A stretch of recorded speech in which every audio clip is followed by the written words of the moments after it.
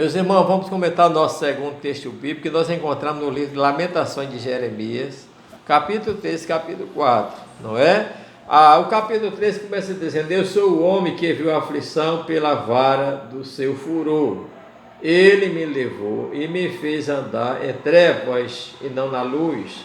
Então nós vemos aqui que, irmão, já sabe, Lamentação de Jeremias é um livro onde Jeremias lamenta o sofrimento do povo de Deus, que estava no Egito, e aqueles que ficaram na terra do Egito passando por grande sofrimento, por sofrimento no lado espiritual, no lado social, tudo isso em consequência do pecado do povo. Deus tinha advertido antes que o povo se arrependesse, que o povo voltasse atrás, que seria impedido, mas como o povo continuou pecando, então Deus disse que a sua transgressão não seria redimida, né? Não aceitaria mais sacrifício por ela, até que enfim que o povo foi levado, não é, para o cativeiro. E a partir daí os que ficaram, a Bíblia diz, meus amados irmãos, que era grande o sofrimento das crianças, as mulheres que amamentavam, as crianças sofriam na rua, os velhos eram desprezados, o templo de Deus estava derrubado, o muro de Jerusalém também derrubado, o santuário do Senhor destruído, faltava pão para as pessoas comerem, faltava água para beber, os mortos não eram sepultados, os sacerdotes eram pisoteados, escarnecidos, os homens de poder, no caso de ascendente da família real, também tinham sido levados escravos, os que tinham ficado na cidade de resistir tinham morrido, os seus cadáveres ficavam na rua expostos, não eram enterrados, não foram enterrados, conforme Deus tinha dito.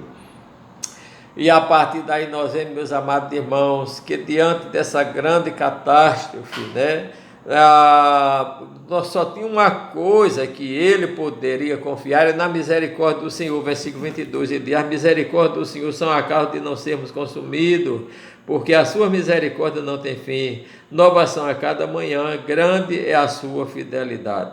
E ele chega a dizer: a minha porção é o Senhor, diz a minha alma, portanto nele esperarei. Diante de toda essa catástrofe, deve-se acabar a esperança do homem e da mulher diante das catástrofes da vida moderna, de doença, desemprego, fomes, separação, perda de ente querido, perda da saúde. Vai se acabar a esperança? Não. O mundo tem um ditado que diz: a esperança é a única que morre. Se no mundo ele diz isso, a esperança do crente não morre, né? O verso 25 diz: bom é o Senhor para os que se atêm a Ele, para a alma que o busca. Então, irmão, Deus é bom. Agora, Deus é bom para todo mundo. Agora, Ele é bem melhor para aqueles que se atêm a Ele, para a alma que busca a Ele, que obedecendo a sua palavra. Bom é ter esperança e aguardar em silêncio a salvação do Senhor, mesmo diante de tudo, quando tudo desandar da nossa vida, irmão, a esperança não pode morrer. Bom é ter esperança, e tendo essa esperança, ela não traz confusão. O amor de Deus está derramado em nosso coração, e a partir daí, mesmo com luta, com sofrimento, vamos aguardar em silêncio a salvação do Senhor. Bom é para o homem suportar o jugo da sua mocidade, o desejo da sua mocidade, os desejos pecaminosos, né, que muitas vezes a gente, já mesmo na idade avançada, homens e mulheres ainda são atraídos por esse desejo, por esse pensamento, sentimentos, né? Mas nós vemos que o nosso Deus continua bom para aqueles que neles confiam. Então, meus pesados irmãos, continuando nesse texto aqui, né, ele diz o versículo 49, ele diz: os olhos dos velhos choram e não cessam porque não há descanso, até que o Senhor atente e veja desde o céu. O meu olho se move a minha alma por causa de todas as filhas da minha cidade, não é? Então nós vemos aqui, meus amados irmãos, que a catástrofe era grande, mas o homem de Deus não deixou de buscar a Deus, não deixou de buscar ao Senhor, não é? Ele disse, meus amados irmãos, que até as mulheres piedosas, elas matavam seus filhos para comer. Já pensou uma fome tão grande que as mulheres chegavam a matar? Elas eram piedosas, mas naquela época que não tinham o que comer, elas matavam seus filhos para comer seus filhos, cozido, não é? Então nós vemos que crise, que situação chegou o povo de Israel.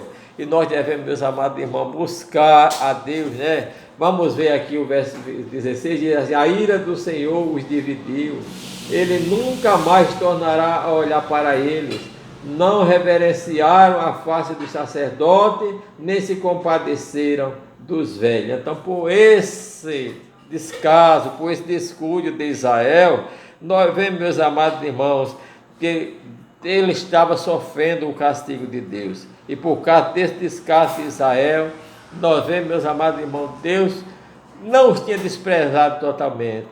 Deus fez com que eles colhessem o fruto do seu pecado, mas as suas misericórdias não cessaram. Deus continuava misericordioso para com todo o povo de Israel, né? E a partir daí também ele continua misericordioso para cada um de nós. Nós devemos saber que bom é para nós evitarmos o pecado, porque o pecado não tem vantagem para ninguém, não traz benefício nenhum para nós, a não ser, a Bíblia diz que aquele que semeia na carne, da carne fará corrupção. O salário do pecado é a morte, é o sofrimento, mas o dom gratuito de Deus é a vida eterna por Cristo Jesus, nosso Senhor. Mas mesmo que venhamos sofrer as consequências dos nossos pecados, das nossas falhas, saibamos que o nosso Deus é misericordioso, ele continua cheio de misericórdia, e ele não oprime os filhos do homem com alegria, ele oprime com tristeza. Tudo isso para que o homem se arrependa, reconheça, tenha a esperança, né? E aguardar com paciência a salvação do Senhor.